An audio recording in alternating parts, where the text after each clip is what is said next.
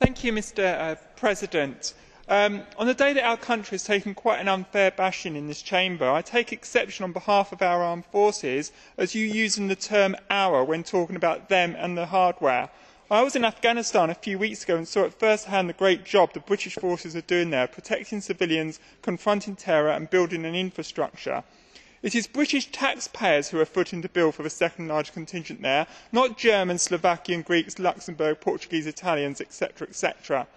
You or no member of this chamber has a right to describe these forces or other member states' forces as EU forces. The UK forces owe an oath of allegiance to Her Majesty and her government, not the EU.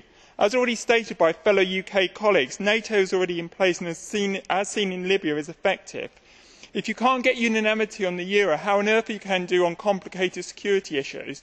And one thing I have a real problem with, Baroness Ashton, is your part in this. As a former treasurer of CND, and you're talking about security policy with nations that have nuclear weapons. How on earth can you provide an objective view on this?